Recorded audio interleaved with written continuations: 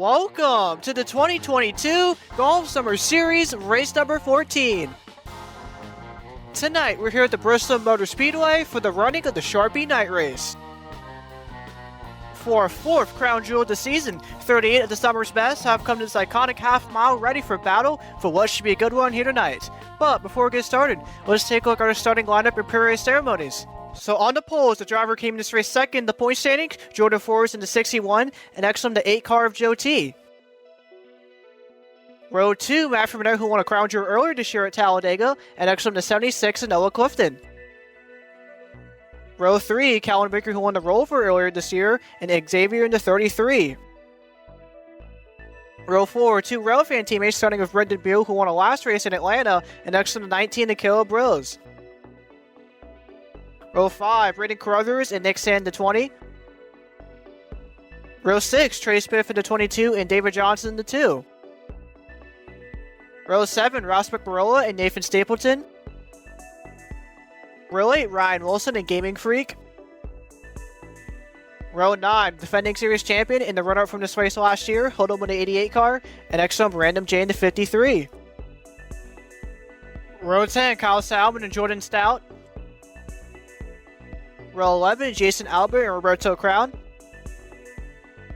Row 12, Matthew Hill and Dan McMarola. Row 13, Johnny Hernandez, who has won this race the last 2 times, and next to him, the 24, Keyshawn Richardson. Row 14 is another set of Railfan teammates, starting with Dan Matteillo, who won a last short track race at Myrtle Beach, and next to him, Bradley Reim in the 6. Row 15, Nathan Baird and RC Gamer. Row 16, current points leader Andrew Williams, and the 54 of Aiden Robertson. Row 17, Ryan Roberts in the 42, and Alex Cass-Stevens in the 12. Row 18, this Powell in the 7, and Richard Herman in the 95. And final row number 19, Owen Miles in the 37, and Lipsy in the 9 car. And now it's time for a pre-race ceremony, starting with our national anthem.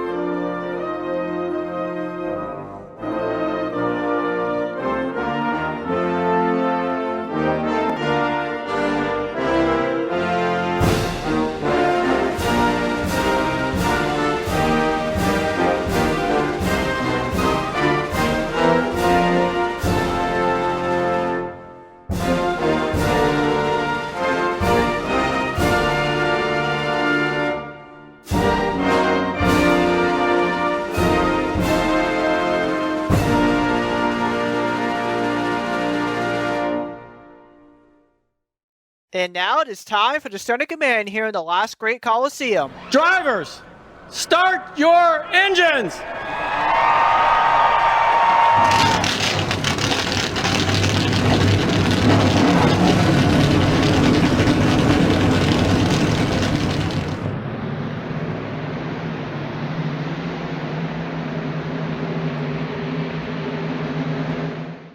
Let's take a look at the track info here for tonight's race. So going to go 95 laps on this half-mile long short track with 24 degrees of progressive banking in the corners as well as PJ1. And as for the weather here tonight, Bristol, 69 degrees Fahrenheit, nice, with 3 miles per hour towards the southwest. And as I mentioned, Johnny Hernandez has won our past 2 Bristol night races in 2020 and 2021. But with that being said, the pace car is already down pit road as the sellout crowd is all on their feet as the Sharpie Night Race is underway. That's going to be a great start for the inside lane, won by Forbes and Burnett into turn number 1, as Forbes will encourage OT into turn number 2, as well as the 13 of Burnett down the back straightaway. Into turn number 3 now, here's Joe T forcing Burnett to the outside as they're going to be side by side for second off for turn number 4 to complete lap number 1 with Jordan Forbes leading the way. Through turns 1 and 2, Burnett and Joe T are still a side-by-side for second, with Clifton right behind the 8 car down the back straightaway this time by.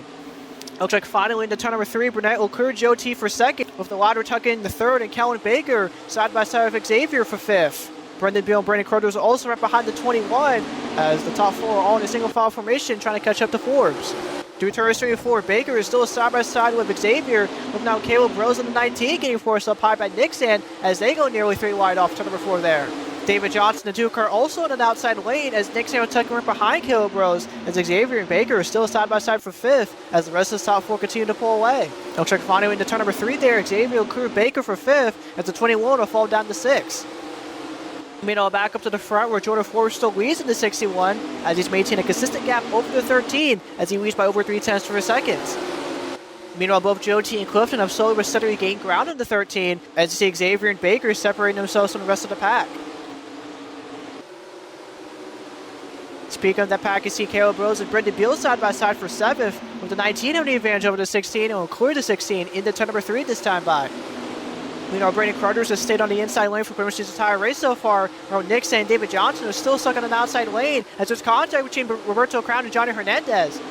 And as you go 3 wide into turn number 1, there is some right side damage to the defending winner of this race, and we'll definitely going to replay that as soon as we possibly can. As right goes Matteillo and Keisha Richardson into turn number 3. Brad Reim, the 6 car, I believe got some damage from that as well, as we're already under caution here at Bristol. And you can see Matteillo has heavy right side damage to that car, and it's definitely going to impact him big time in the standings as he came in this race, ironically enough, 17th in the point standings, while Keith Armstrong came in this race just a position ahead of him in 16th as he also has damage to that 24. As I mentioned as well, Brad Reim in the 6 car also got a piece of that as well, but it seems to be continuing on just fine. But of course, that time by was Jordan Forbes in the 61 who led, followed by Matt Burnett and Joe T running off the rest of the top 3. And we're going to see if everyone's going to come down pit road now. Looks like they will. Pretty much everyone down pit road already here on lap number 9. And of course, this track is very unique for the fact that it has 2 separate pit roads, one on the backstretch and one on the front stretch. In the case of Forbes, who will pit from the backstretch pit road, where the other leaders will pit on the front stretch. And it looks like for Forbes, it's going to be a full meal service of 4 tires and gas as the rest of the leaders continue on to the front stretch pit road. And you see to the left side of the screen on track with the 3 drivers who are staying out during this caution cycle. Gaming Freak in the 28, Jordan Stout in the 11, and the 99 Dan McMarola. So even though we're just 10 laps into this rather decently long race, we already see some varying pit strategies coming from these drivers. But as for the other drivers on pit road, it's going to be gassed only for the 13 and 76 as Burnett wins the race off pit road, followed by Noah Clifton, Nixon, Callan Baker, and Brendan Beal. Anyways, let's take a look at the instant replay to see what caused our first caution here tonight at Bristol. So auto started going into turns 3 and 4 on lap number 6, just a lap before all this happened. Watched Roberto Crown, McMurrow, and Hernandez going 3 wide here. So you see the 99 getting into the 31, who sends them into the 46, which gave John that damage earlier I talked about. But then it was not over yet. There was still 3 wide in the turns 1 and 2. McMurrow being stuck on the outside. Eventually 3 wide of Matteillo and Richardson here. Richardson getting into the 17 into turn number 3. It was just a good example of how going 3 wide at these short tracks is a bad idea, as both Richardson and Matteillo have heavy damage to their cars. Scroll board with Keisha Richardson here. And yeah, Richardson just barely got into Matteillo, with Matteillo getting the worst of that exchange. But anyways, we're already under caution here in the Sharpie Night Race, as we'll be right back to you guys after this. Welcome back to the Golf Summer Series here at Bristol. We're about to back green after Keisha Richardson and Dan Matteillo crashed into turn number 3. But fortunately for them, despite having damage, they will continue the rest of this race. In addition to this as well, Golf Summer Series officials have decided to go back to a single file restart here for this race to avoid the situation like we saw last time at Myrtle Beach with several drivers jumping the restart. But here we go, pace car back down pit road with Gaming Freak, Jordan Stout, and Dan McMurrow, 3 drivers who stayed out, your leaders as we're back at the green. And that was a great restart for Gaming Freak into turns 1 and 2 as he pulls away from Jordan Stout and McMurrow as they head down the back straight this time by. In the turn number 3, the top 3 continue to pull away from the rest of the field, while the other drivers behind them starting with Matthew Burnett on back, who actually did pit during the last caution, but continue to fall back. However, despite that, Burnett and Clifton alongside several other drivers in this top 10 only got tires and skipped gas altogether. Meanwhile, off turn number 4, Gaming Freak continues to lead as they come to lap number 15 this time by, as last time by he had an exactly 0.3 of a second gap over Jordan Stout. As for Burnett, Clifton, Nixon, alongside a lot of other drivers in this main group, they're so much to catch back up with the rest of the top 3. However, still have a significant way to go, especially a track like this, where it's generally pretty hard to pass with that inside lane being so dominant.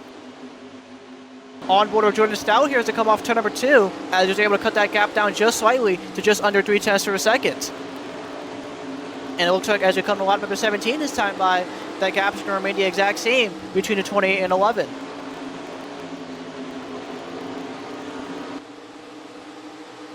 Into turn number 3, you can see once again the top 3 pulling away from the rest of the field as Burnett and Clifton continue to fall behind, coming to lap number 18. As so far short term, the lack of getting any tires during these last caution cycles has hurt those drivers below the top 3. And as Scamey Freak and Stout continue to run first and second, right behind the 11 car is the 99 Dan McMarola, who came in first all the way back in 32nd to point standings. And if that team plays out a strategy well here tonight, they can get some real good points after the night's race. Matt Fernando runs the highest out of all the drivers who came down pit road, still in 4th, whereas the 76 of Clifton and the 20 of Nixon continue to run 5th and 6th respectively. And despite Clifton gaining 5 positions in the point standings, he's only in 20th in the point standings, whereas Burnett and Nixon are in the top 10 in the point standings in 6th and 8th respectively, with both moving up 2 positions after Atlanta. Behind him in 7th is the 21 of Kellen Baker, who finished 2nd at this race in 2020, which ended up being a huge factor of him winning the championship that year, as Bristol was the 3rd to last race of that season. 8th place is Brendan Beal into 16, fresh off his Atlanta win, which subsequently moved him up to 30th in the point standings, up 4 positions. 9th place is Brendan Crowder, who's having another nightmare of a season, all the way back in 34th in the point standings, with only a single top 10 to show for this entire summer, whereas Joe T in the 8 car rounds off the rest of the top 10, and is ironically enough also 10th in the point standings after losing 3 positions after Atlanta.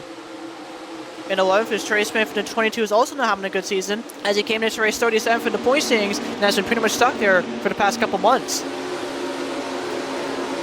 12th place is Ryan Wilson in the 48 car, coming off a great race in Atlanta as he finished 2nd and moving up all the way to 12th in the point standings. Whereas defending series champion Hoodlum is currently 13th as he finished 2nd this race last year to his dad, and he came in this race 9th in the point standings once again. Also behind him we see Kyle Salmon in the 38 car and Jason Arbor in the 80 car as a 14th and 15th respectively, make up the rest of this top 15. 16th is David Stapleton, who despite having a great start to the month of July, has fallen back below the top 10 in points, down to 15th. Behind him is a battle for 17th between Polson and also the leader in the first part of this race, Jordan Forrest in the 61, as well as Xavier in the 33, as they remain side by side going into turns 1 and 2 this time by. It looks like Forrest will have the advantage into turn number 3 as he'll clear the 33 for 17th, while Kale Rose in the 19th falls back on the outside once again, as he'll ironically remain in the 19th position. A little further back behind him is the battle for that final top 20 spot between David Johnson and Johnny Hernandez, who of course won this race the past 2 years. And so far it's been a very disappointing run for Johnny, as he's been an absolute no-show so far during the beginning of the portion of this race.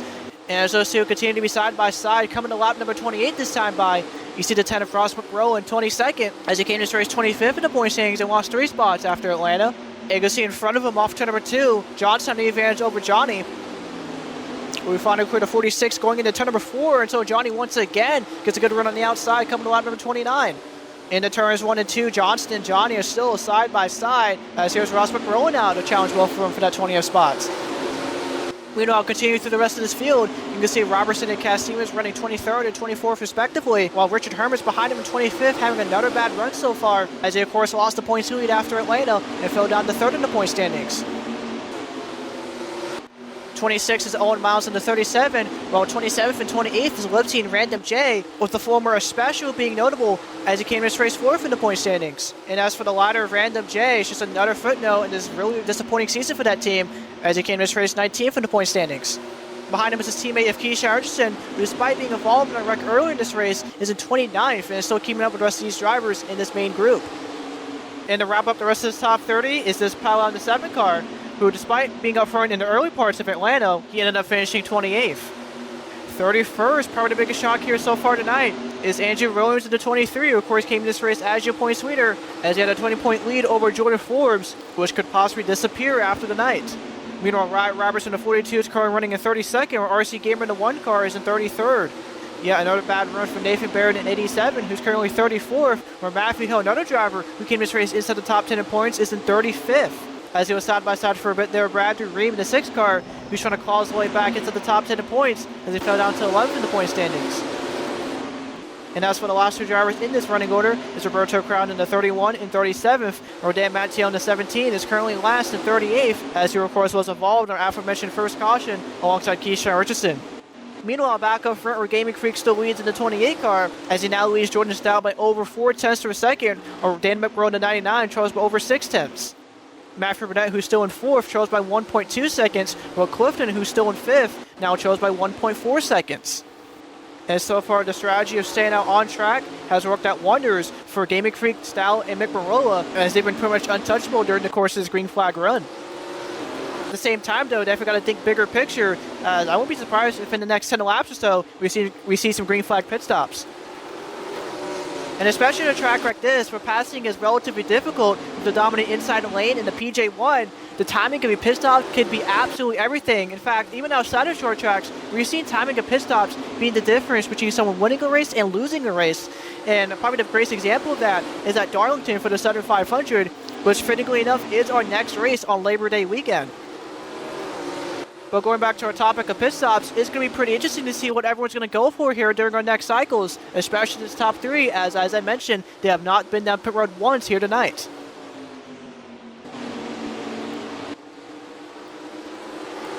Looking at the intervals here once again, Stout has once again kind of closed up the gap a little bit between him and Gaming Freak. Last time by was exactly 4 tenths for a second, but it's now down to just a little bit under that. We can see what's going to change here coming to lap number 41, as we got a caution. And you're probably not going to believe what I'm going to say, but we have an issue with the caution lights on track. Probably one of them went off, but for some reason, GS officials decided to throw the caution anyway.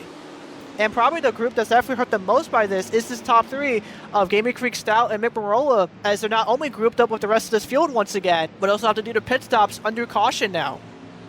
And speaking of the other drivers they're grouped up with once again, this is a massive, massive break for them, especially for the drivers who were struggling to keep up with the leaders, like Matthew Burnett, Noah Clifton, Nick Sant, Calvin Baker, among a lot of others, as if they time their pit stops and strategies right, they have a chance to possibly leapfrog over the rest of this top 3 once and for all. But before we jump to any conclusions or jinx anybody here, it's time for our second round of pit stops here tonight. And in the case of Gaming Freak, Stout, and the 99, it's the first time they're coming down pit road. And in fact, for this top 3, they're the only 3 drivers down pit road, with the only exception being Nick Sand, the 20 car. And if you didn't think that this bad break for this top 3 got any worse, pretty much everybody on the racetrack, including Burnett and Clifton, are staying out. You saw there in the backstretch pit road Mick Barola doing his pit stop, while it's time for everyone else's here in the front stretch.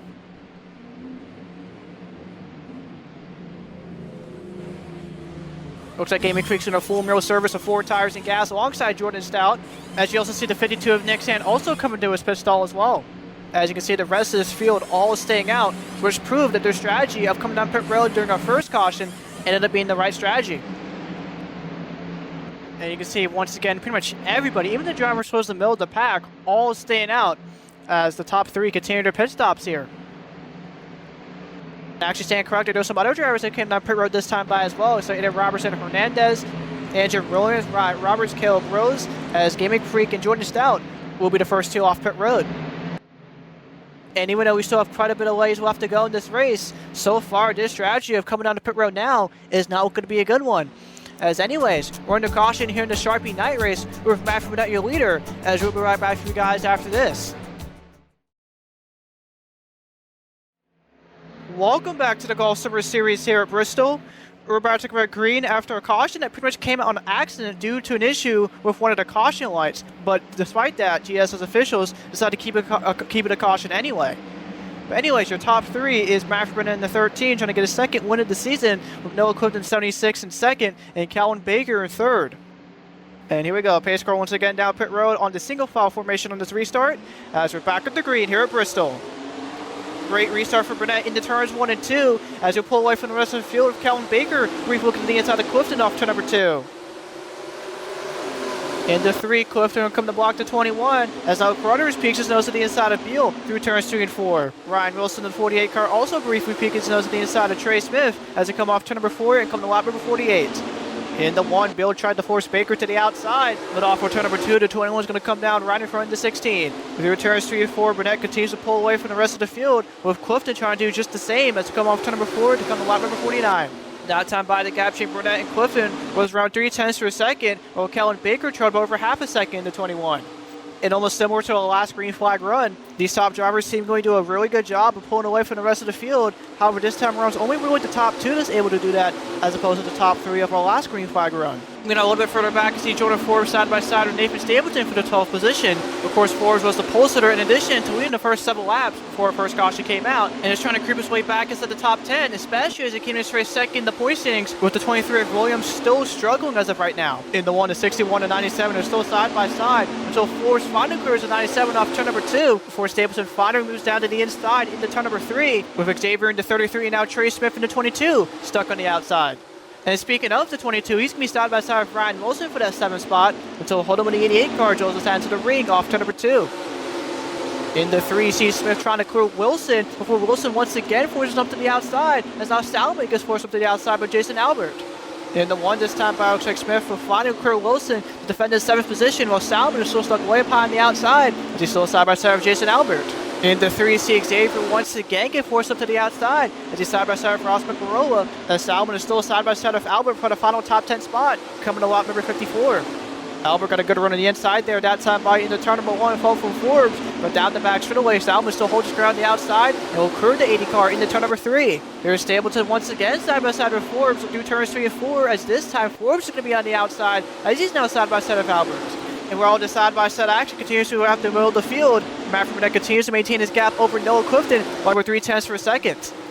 And while Burnett's trying to chase down the second career GSS crown jewel as well as his 4th one overall, Clifton is still trying to get his 1st, while Baker's also trying to get his 4th. You know, our Brendan Beal still in 4th. He was trying to become only the 2nd ever driver to win back-to-back races in the Summer Series, after, of course, winning in Atlanta in the last race. Where Carter is in 5th. He's trying to snap a long win-win streak dating back to Armory Digital last year. And in addition, Burnett's still leading. There's a possible chance our streak of different winners for every race so far this season could be broken. As I mentioned, of course, Burnett won Talladega earlier this year. Once again, moving a little bit to the middle of the field, you see Nathan Stapleton side by side with David Johnson. This is for the 13th position, with Johnson on the inside and Stapleton once again on the outside, and Xavier still stuck on the outside. And moving even further back, you see tons of traffic with the RC cars of Powwow and RC leading the way, with the leaders from the last green flag run of Jordan Stout, Gaming Freak, and Mick Marola all back here as well, as they of course did pit during the last caution. Some of our big name drivers who are also back here include Matthew Hill in the 90, Nick Sand the 20, Brad Ream in the 6, as well as fellow Dodges of Caleb Brills and Andrew Williams. As that strategy coming on pit road during the last caution is looking more and more like a bad strategy,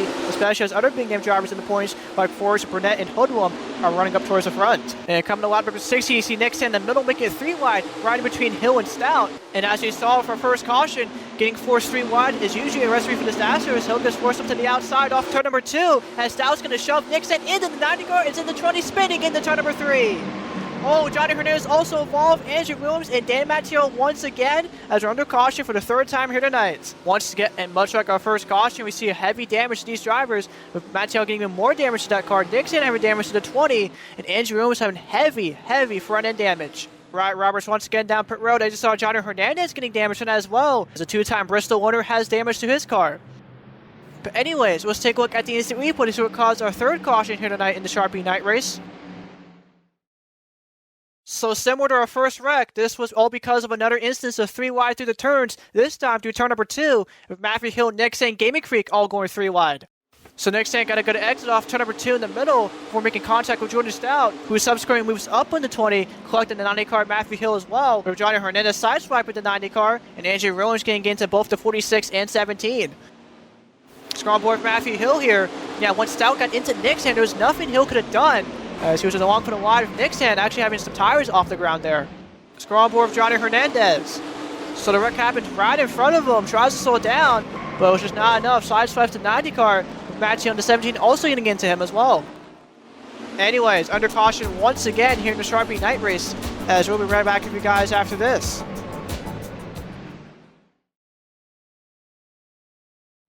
Welcome back to the Golf Summer Series here at Bristol. We're about to get back green after a multi-current incident in turn number 3 involving points leader Andrew Williams, 2-time Bristol Night Race winner Johnny Hernandez, among others. Currently in top 3 is Matt Burnett in the 13, followed by Noah Clifton in the 76, and the 21 at Calvin Baker. And here we go, pace car down pit road as we're back on the green. Only 30 laps to go here at Bristol. Once again, it's another good restart for Burnett as he continues to do turns 1 and 2, and now down the back straightaway. Meanwhile, Clifton tucking right behind Burnett, trying to get a good run through turns 3 and 4 as they come to lap number 67. Once getting back towards the mid-teens, we see some side-by-side action. This time, Ross McGrill and Nathan Stapleton do turns 1 and 2 as they're battling for the 15th position. You saw even further back, there was more side-by-side between this Powell, Jordan Stout, among gutters, as Stapleton goes way up high in the racetrack to turns 3 and 4 when he advances to the 10 car, coming to lap number 68. Meanwhile, back up front, despite Burnett still leading, Clifton has actually closed that gap significantly and is closer than ever to the 13, as he's just a little over 2 tenths of a second behind, coming to lap number 69. Nice. Meanwhile, in third, Calvin Baker trails by a little over 4 tenths of a second, while Brendan Beal in fourth trails by over 6 tenths of a second. And as we come to complete lap number 69, it's time for another edition of Golf Summer Series Crank It Up.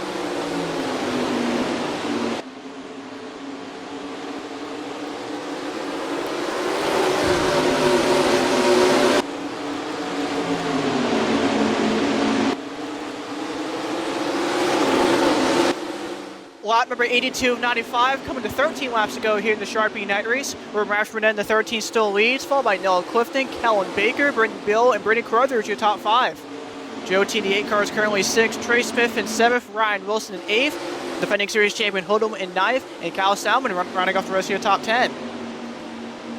Once again, a little bit further back, we got a battle for 12. This time between Jason Albert on the outside and David Johnson on the inside as we're side by side through turns 1 and 2. Also a little bit further back as well, see Richard Herman and Random J side by side, with Johnny Hernandez and Damon Moreau also side by side, a little bit further back behind as well. There you see Lipsy getting forced with the outside by Gaming Creek, as he'll now be side by side with Jordan Stout. Vader Robertson side by side now with Mick Marola. Auto drivers also back here as well, include RC Gamer in the 1 car, Nathan Barrett in 87, Keisha Ernst in the 24, Nixie in the 20 car, who got damaged during the last caution, Roberto Ground in the 31, Dispile out in the 7, Carol Rose in the 19, among others. Saw briefly there the damage car of Andrew Williams, who came to this race as a point leader, so once again 3 wide through turns 1 and 2. Hopefully able to sort that out and prevent another accident from happening. Meanwhile, back up front, Burnett still leads in the 13 as he looks for a second GSS Crown Jewel, as well as to become the first driver this year to win multiple races, breaking our streak of different winners for every race.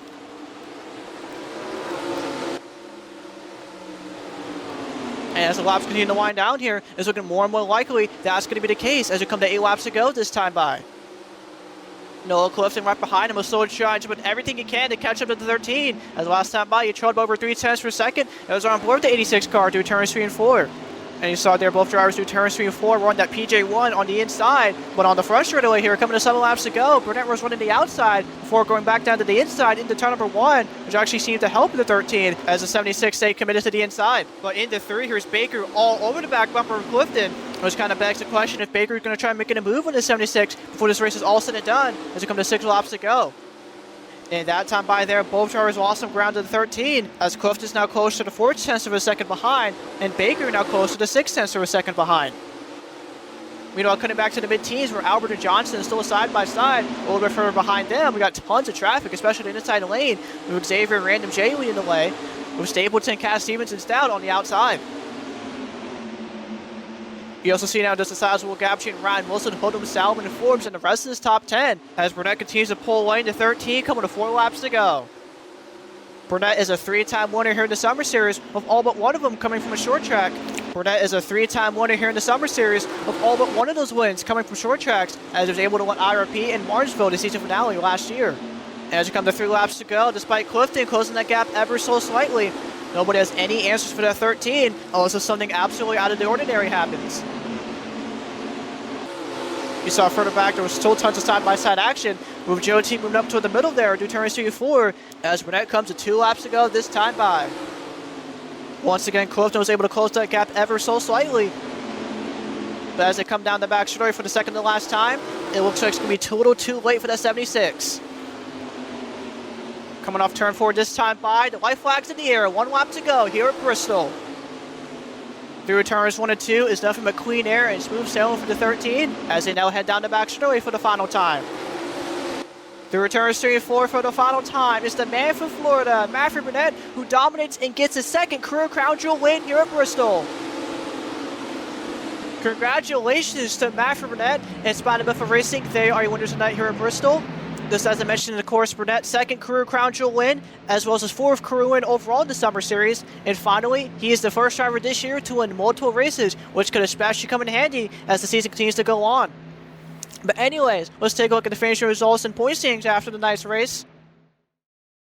So here we go. Matthew Burnett finishes first in the 13. Absolutely dominated here tonight, winning 54 laps and getting maximum points here tonight. So absolutely big congratulations to that team, as this will be huge points night for that 13. Meanwhile, Noah Clifton finished second in 76, while Callum Baker gets a much needed finish, finishing third. Second consecutive top 5 finish for Brendan Beal as he finished 4th, while Brendan Cruthers gets a much needed top 5 finish, finishing 5th. Joe T in the 8 car gets another top 10, finishing 6th, while Trey Smith in the 22 gets a much needed 7th place finish. Ryan Wilson in the 48 car finishes 8th, defending series champion Hold'em gets another top 10, finishing 9th, and Kyle Salmon rounds off the rest of the top 10 in the 38. And now for the points lead after race number 14, as you got a brand new points leader once again. This time, Jonah Forrest is 61, taking on the points lead with 415 points. Richard Herman at 95 falls down the 4th, won by 17, while defending series champion Hoodlum is back at the top 5 in points, won by 23. Joe T, the 8 car, moves up to 6 points, won by 24. Actually, he's tied with Lipsy for that position, but due to Joe T's finish here tonight at Bristol, he'll the advantage over the 9 car, as the rest of their stats are practically identical. Meanwhile, Matthew Hill falls down to 8th in points, by 34, or 9th and 10th, with 2 drivers moving inside the top 10 in points for the first time this year. Ryan Wilson, who's behind by 35, and David Johnson, who's behind by 42. So next up, race number 15 is our final crown jewel race, and it's the summer's longest race, the Southern 500 at the Darlington Raceway, which will hopefully be on this channel on Labor Day night at 8 o'clock Eastern Standard Time. But as always, y'all, thank you guys for watching this race. If you guys enjoyed it, and I'll see you guys next time.